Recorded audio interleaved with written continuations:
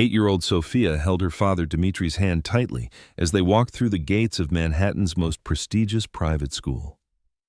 "Daddy, this place is so beautiful," she said with innocent eyes. Dimitri smiled, but he didn't know that in 20 minutes they would both be crying as they left, until the principal discovered she was speaking to the chairman of the school board. St. Margaret's Academy, located in Manhattan's Upper East Side, had been operating since 1847 as one of America's most elite private schools. Its alumni included 12 U.S. presidents, 47 senators, and 23% of the Forbes 500. Annual tuition, $85,000. Waiting list, 3 years. Acceptance rate lower than Harvard, 3.2%. As Dimitri Petrov held his daughter Sophia's small hand, he admired the school's Gothic architecture. Stone walls, stained glass windows, manicured lawns. Every detail reflected perfection and tradition. Sophia's eyes sparkled. "Daddy, can I go to this school?" Sophia asked in her innocent English, her accent still forming. "Of course, princess," Dimitri replied, though he felt a worry inside. He didn't want to break Sophia's dreams. Dimitri, 34 years old, had come to America from Ukraine 9 years ago. After losing his left leg in the war in Mariupol, he chose entrepreneurship over disability benefits. Now, he was the founder and chairman of Petrov Education Foundation, an educational empire with 47 schools in 15 countries, 23,000 students, and an $890 million endowment fund. But today, he was just a father wanting to enroll his daughter in school. As they entered the school's main building, receptionist Margaret Whitmore greeted them. 67 years old, working at St. Margaret's for 40 years, member of a family that had been in America since the Mayflower. She looked Dimitri up and down through her glasses. As soon as she heard his accent, her expression changed. "Good afternoon," Margaret greeted in a cold tone. "How may I help you?" "We have an appointment," Dimitri replied, holding Sophia's hand tightly. "For school enrollment. Petrov family, 2 p.m. Margaret checked her computer screen, but wasn't really looking, just wasting time. Let me check with Mrs. Henderson, our admissions director." As Sophia looked around, she saw the photos on the walls. White children, white families, white graduates. Diversity existed only in levels of wealth. Mrs. Elizabeth Henderson, 52 years old, Brown University graduate, St. Margaret's admissions director for 18 years. Her office was furnished with antique furniture, Ivy League diplomas hung on the walls, crystal paperweights and silver picture frames sat on her desk. "Mr. Petrov," she said without standing, "please sit down." Dimitri and Sophia sat across from her. Sophia's feet didn't touch the ground as she swung her legs. "So," Mrs. Henderson began, "you're interested in enrolling your daughter at St. Margaret's?" "Yes," Dimitri replied.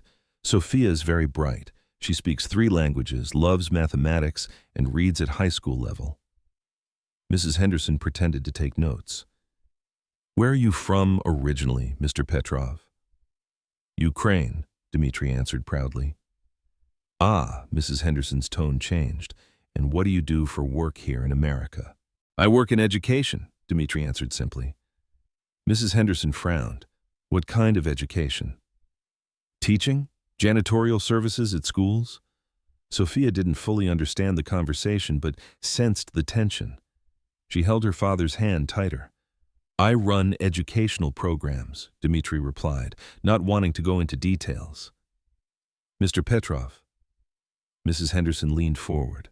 "I need to be frank with you. St. Margaret's Academy has very specific cultural standards. We pride ourselves on maintaining traditional American values and social cohesion." Dimitri's heart raced. He didn't like where this conversation was heading.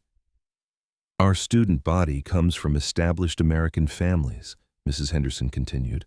"Families with deep roots in this country, shared cultural understanding, and similar social backgrounds." "I don't understand," Dimitri said, though he understood perfectly. "Well," Mrs. Henderson's smile was fake. "Children from different backgrounds sometimes struggle to fit in. The language barriers, cultural differences, social integration challenges." Sophia, seeing her father's facial expression, whispered in Ukrainian, "Daddy, what's happening?" Mrs. Henderson frowned deeper when she heard the foreign language. You see? This is exactly what I mean. Our environment requires full English immersion and American cultural assimilation. Sophia speaks perfect English, Dimitri protested. She's been in American schools since kindergarten. Mr. Petrov. Mrs. Henderson's voice became patronizing. I'm sure you're doing your best as a parent.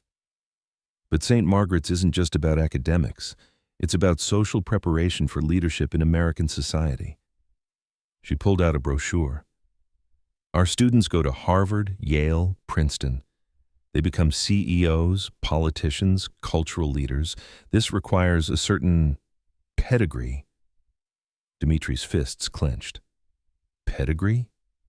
Background, Mr. Petrov. Family history, social connections, cultural literacy that goes back generations in this country. Sophia tugged her father's sleeve. Daddy, what is this lady saying? Nothing important, sweetheart, Dimitri whispered. Mrs. Henderson overheard. Again, you see the problem. At St. Margaret's, we speak English exclusively. No foreign languages, no foreign customs, no foreign perspectives. My daughter is American, Dimitri's voice was firm. She was born here. Legally, yes, Mrs. Henderson conceded. But culturally? Socially? Mr. Petrov, our families have been building American institutions for centuries. Your daughter would be out of place. What exactly are you saying? Dimitri demanded. Mrs. Henderson sighed dramatically. I'm saying that St. Margaret's Academy might not be the right fit for your family. Perhaps you should consider other options. What other options? Well, there are excellent public schools, some very good charter schools that specialize in diverse populations, schools that might be more comfortable with your family's circumstances. Dimitri stood up. My circumstances? Mr. Petrov, please don't make this more difficult than it needs to be. Mrs. Henderson's voice became stern. St. Margaret's maintains certain standards, academic standards, social standards, financial standards. Financial standards? Dimitri interrupted. Our tuition is $85,000 per year, Mrs. Henderson said slowly, like talking to a child. Plus fees, donations, travel costs for school trips, equipment, uniforms, and social expenses. It typically runs about $150,000 annually, all included. She leaned back in her chair. And that's just the beginning. Our families regularly contribute to capital campaigns. Last year's gymnasium renovation required $50,000 minimum contributions from each family.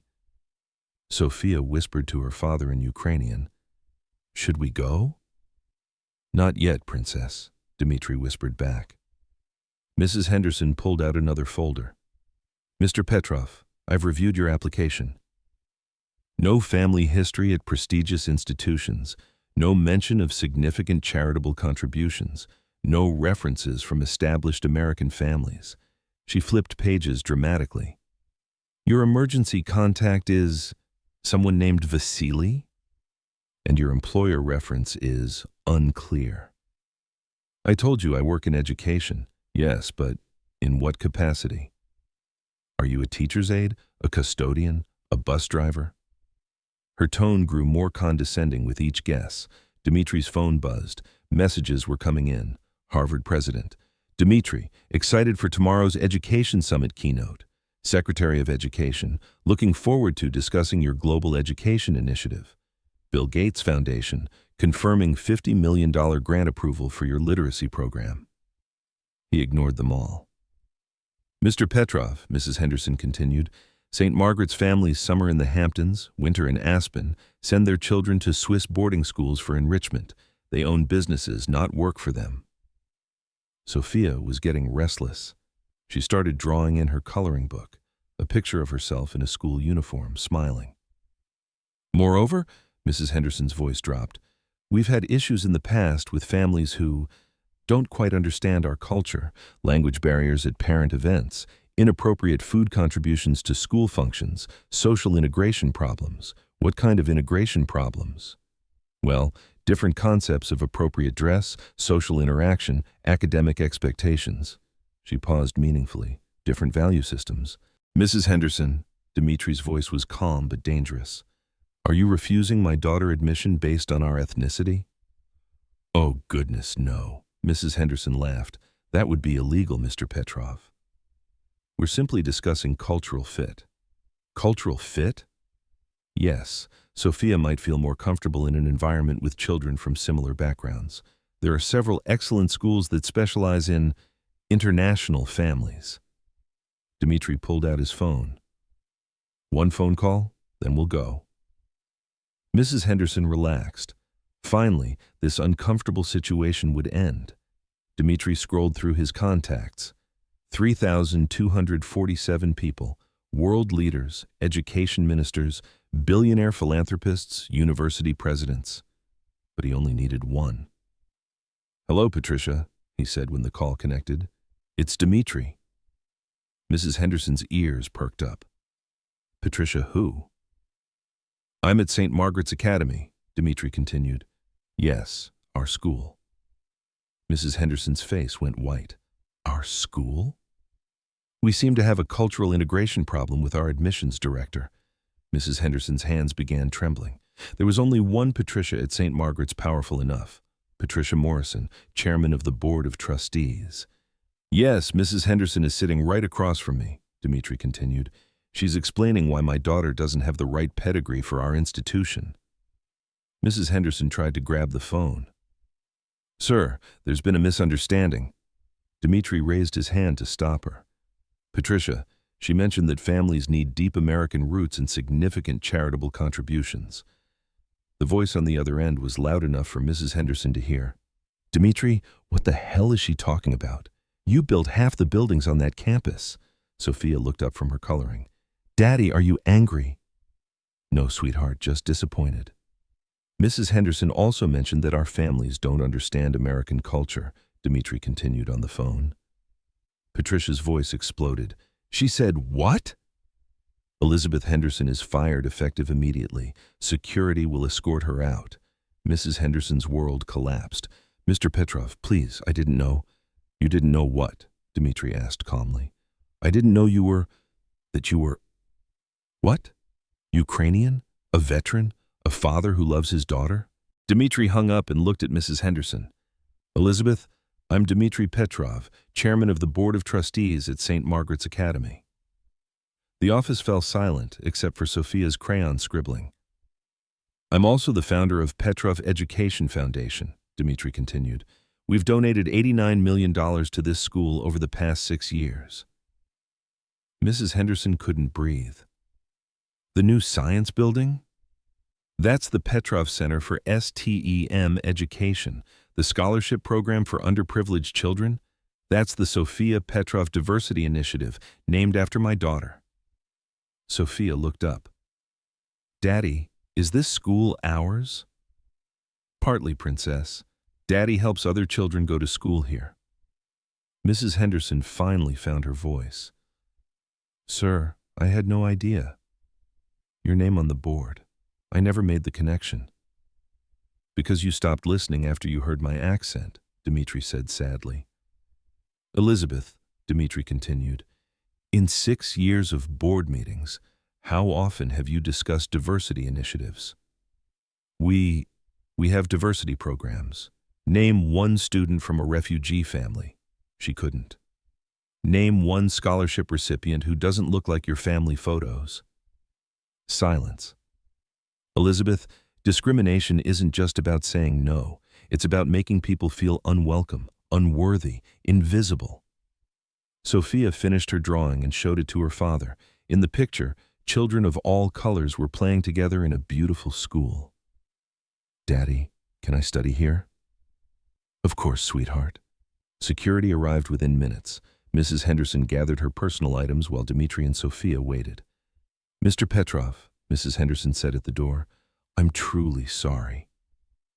I was wrong about everything." "Elizabeth, you weren't wrong about one thing," Dimitri replied. "St. Margaret's does need to maintain standards of kindness, inclusion, and respect for all families." The new admissions director, Dr. Maria Santos, a Harvard PhD who spoke 4 languages and had immigrant parents, arrived that afternoon. Sophia, Dr. Santos said in perfect Spanish, English, and Ukrainian, welcome to St. Margaret's Academy. We're honored to have you join our community. Sophia started school the following Monday. Within a month, she had friends from 12 different countries, spoke 5 languages in the playground, and was teaching her classmates Ukrainian folk songs. The Dimitri Petrov Diversity Initiative expanded, bringing 200 children from refugee families to St. Margaret's over the next 2 years. Mrs. Henderson never worked in education again. But she did volunteer at a refugee resettlement organization, learning that the families she once dismissed often possessed more strength, intelligence, and resilience than she'd ever developed in her privileged life. Dimitri kept Sophia's original drawing framed in his office, a reminder that children see possibility where adults see problems. And St. Margaret's Academy? It became America's most diverse elite school, proving that excellence and inclusion aren't opposites, they're partners in creating a better future.